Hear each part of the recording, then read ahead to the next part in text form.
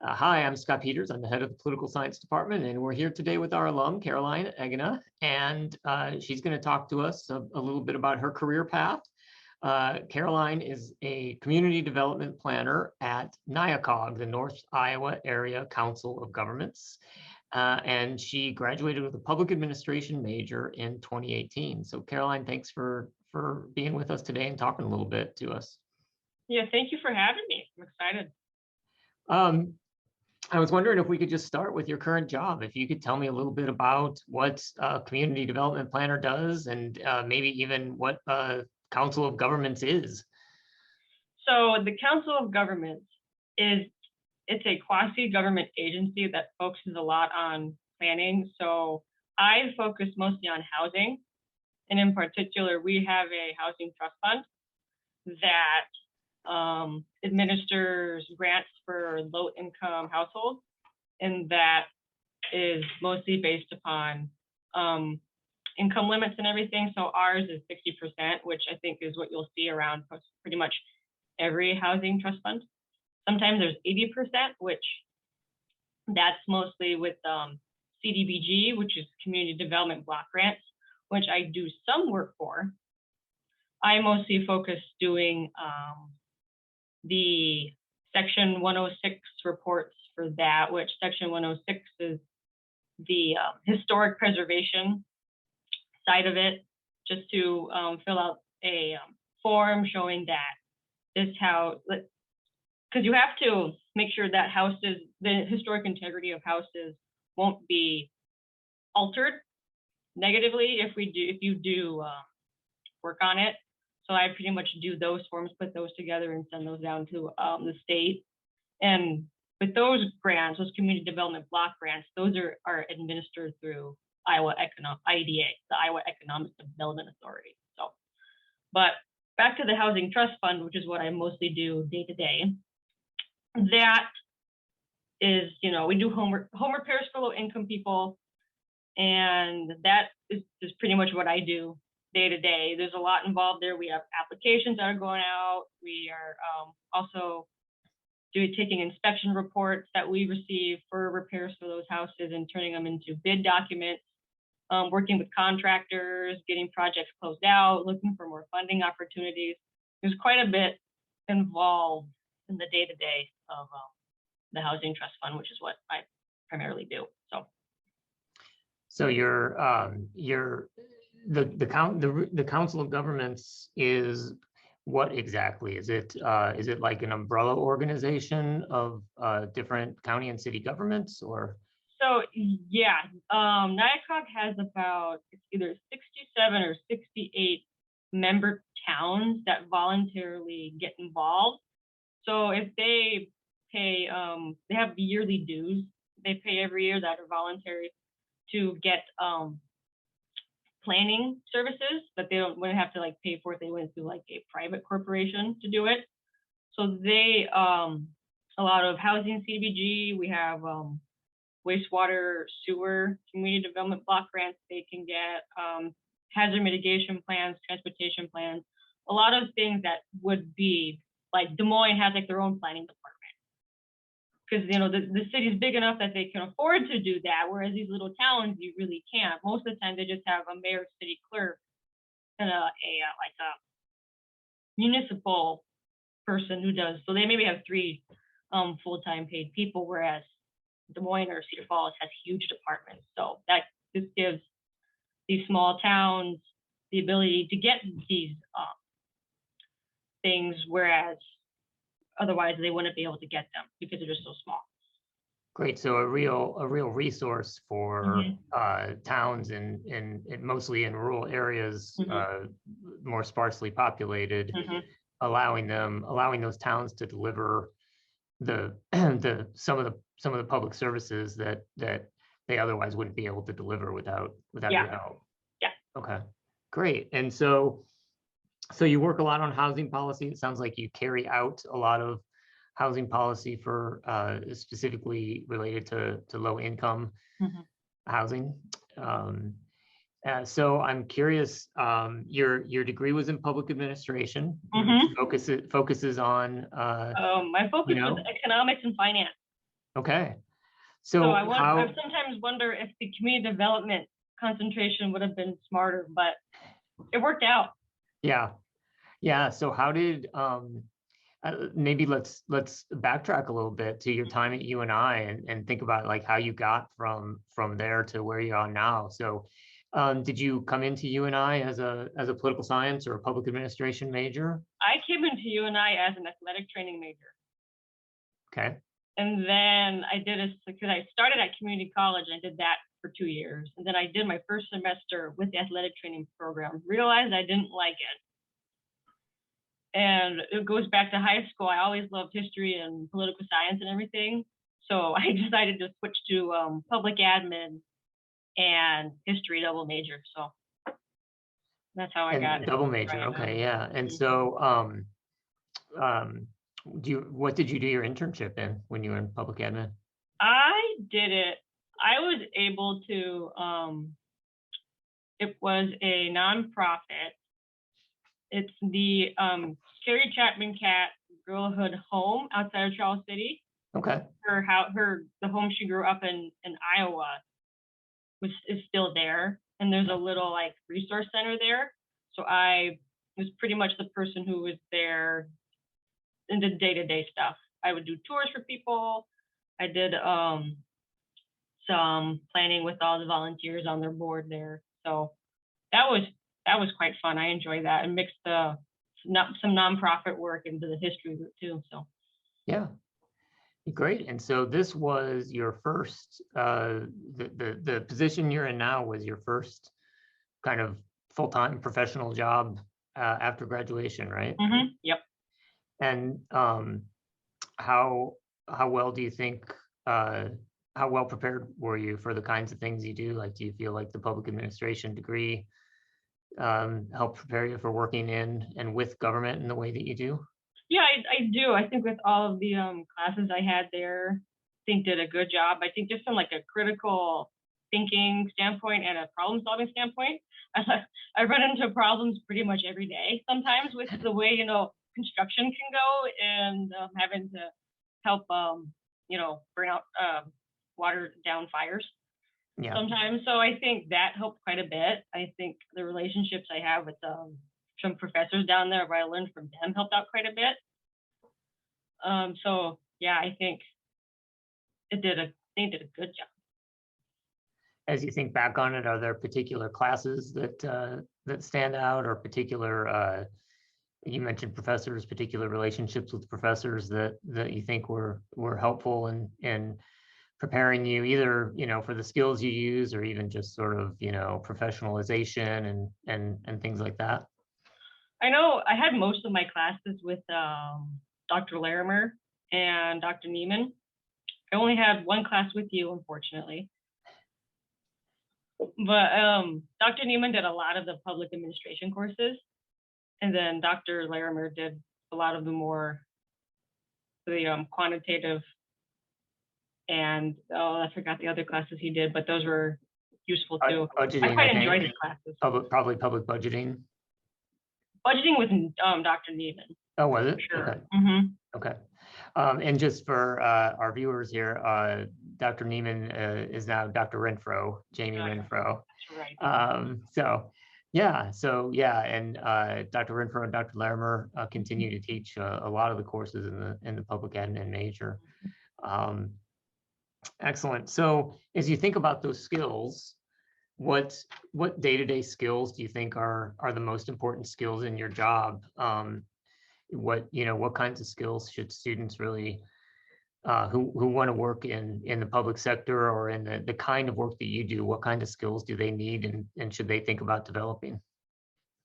The ability to multitask and being able to, well, in particular right now, my other coworker who I work with, she's out of the office for at least a couple more weeks. She had a medical procedure done, so I've been doing this all by myself. So you have to be able to,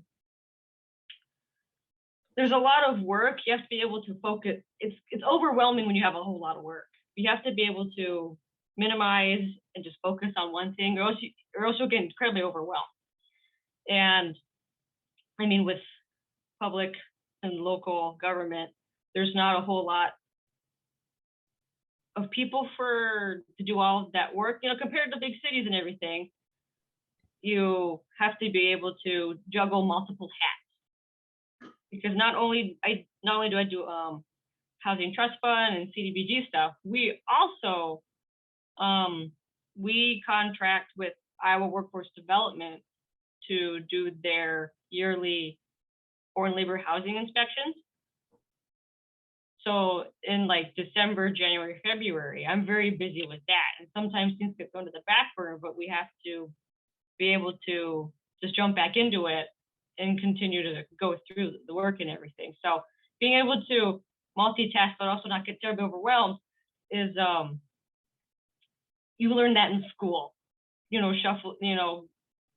shuffling, what paper do I do? What project do I do? They're all due at the same time. You have to be able to organize and plan everything out in a way that's doable for you. So yeah. What kinds of you mentioned earlier, like problem solving, kind of breaking things down into their component pieces and working bit by bit. What about like how much do you have to write reports? Do you have to, or is it, do you have to do that kind of stuff very much in your job? When we apply for community development block grants, we have to do what is called an environmental review record. Those can get very lengthy and those can take a long time. So with that, you do have to break that down and make it into manageable bite-sized pieces. But yeah, that report is mostly what I do. The Section 106 reports, those aren't terribly lengthy. There's mostly just a lot of photos in there just to send those down to the state historical office. But those reports don't get too long. But yeah, most of the long ones is those environmental review records. Do you have any parts of your job where you have to kind of analyze data? Yeah, actually, I do have to update a housing, I believe it's the housing needs assessment for 8 counties. That will require me to navigate the Census Bureau, their data center. They changed that from American Fact Finder to what they have now, which I preferred American Fact Finder way more. So I do have to go and analyze all of that data and put in what's pertinent and applicable for our county and updating it from like 10 years ago. So yeah. Mm-hmm. Yeah. Are there, as you think about the skills that you are using and the things you're doing in your job today, are there particular things, are there courses you wish you had taken while you were at UNI, or things that you had to learn on the job, but maybe looking back on it, maybe you a course here or there would have helped you out a little bit? I don't know what classes there were in the community development track. So I'm wondering if that would have been maybe something to look into. I don't remember the courses. If there were too many that would be geared towards planning or not. Because I know the only other place I know of that has like planning specific is Iowa State, and theirs is a master's. Yeah. So I don't know how in depth UNI does get into planning. I don't remember if it was mentioned in some of my courses or not. Yeah, there are some, I think maybe in the geography department. I know there's a course on climate action planning in the geography department. There might be, I'm not sure about this, there might be kind of an urban planning class in the geography department too. Yeah. So what do you like most about your job? I like the filling out of all the paperwork and everything, which is really weird. I like that menial stuff, just because it's where it's just that where you're filling out. I quite enjoyed that quite a bit. I do enjoy talking to some of the homeowners. I do enjoy that interaction with them, because what you're doing is saving a lot of issues that they're having, like from leaky roofs. We've replaced a lot of roofs, and just and helping their quality of life. Because we have a emergency repair program here where we replace furnaces and air conditioners and water heaters. And for a lot of these, because a lot of our people are elderly widows whose husbands died and they no longer receive, their Social Security and everything. So they don't make a whole lot to be able to afford, a $3,000 and kind of currently $4,000 furnaces. So their appreciation and just seeing how happy they are. I have a couple of thank you cards on my bulletin board here, just from some of them for thanking me for the help that they received. So that's always really nice. People do care about what I'm doing. So yeah. That I think you almost can't underestimate that part of a job like that is the realization that at the end of the day, you have really helped people. I'm sure that helps compensate for the days that are not as great, right? We all have those days in our jobs. Mm-hmm. Are there particular challenges to the job that you find? Like, are there parts of it that are just a little harder for you or more challenging? When a project goes south, and that can be either with a difficult homeowner or a contractor homeowner relationship souring, you have to be able to more or less be a mediator in that and try to do some conflict resolution there, which that can get a bit difficult if they both have their heels dug in and they're not going to budge. But luckily, we've been able to solve all of those problems and not have it cost us any money, because this program is a nonprofit, and we're not making any money off of this. We just want to be able to have it run. So, but that can get pretty dicey sometimes. But we've lucked out that we've been able to get things solved, and that's been quite nice and reassuring that we've been able to get those problems fixed. Yeah, I mean, I think this sounds like really valuable work that you do in terms of, like you said, in terms of making a real difference in people's lives. When people, we had to replace a furnace last winter, if you remember how bitterly cold it got in February of 2021. That's when our furnace died. But fortunately, we had the resources to do it. I can't imagine the stress you would be under if you didn't know how you were going to replace your furnace, to have resources that you can call on, to, like you said, to be able to know that you've helped those folks out with their new roof, their furnace, whatever it is, I'm sure is incredibly rewarding.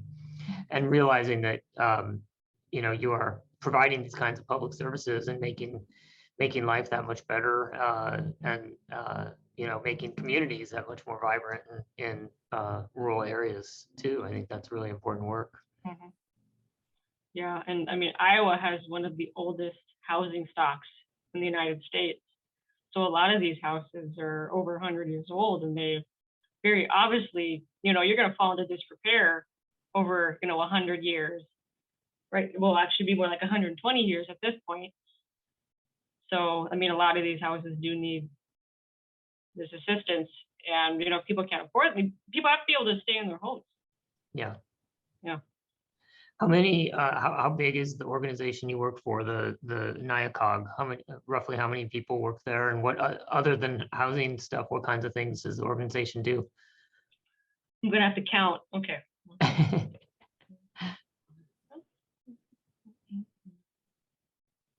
including myself. But we also have, on our building, we also have the Region 2 Transit building. That is a 8-county transit. I'm not sure what the transit system is called down there in Cedar Falls, Blackhawk County, because I think they probably have the same thing down in that region. Yeah. But we also have that building, and that has 1, 2, 3, 4, 5, at least 5 or 6 full-time dispatchers, administrators for that, mechanics, and then a bunch of part-time drivers.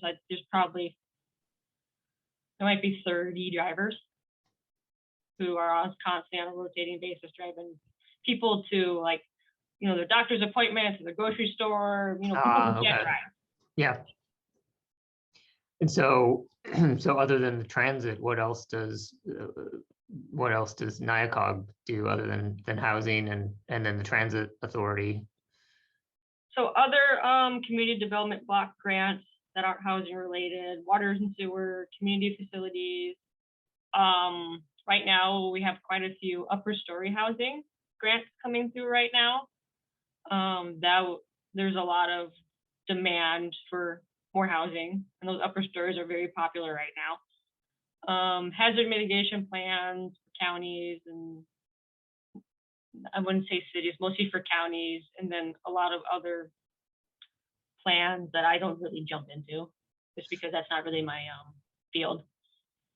So a lot of what we might broadly call sort of infrastructure, maybe not roads, but other types of infrastructure. Okay. Okay, great. I don't know, is there anything else you can think of that students should know about your work or about your experience at UNI?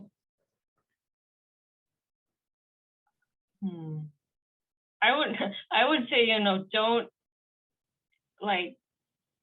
don't put local government on the back burner as a place to go for a career after you're done with school. I know a lot of people, they want to go to like big cities or Washington, D.C.